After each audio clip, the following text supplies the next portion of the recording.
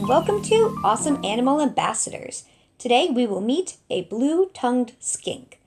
Blue-tongued skinks are a type of lizard native to Australia, and its natural habitat includes woodlands and grasslands.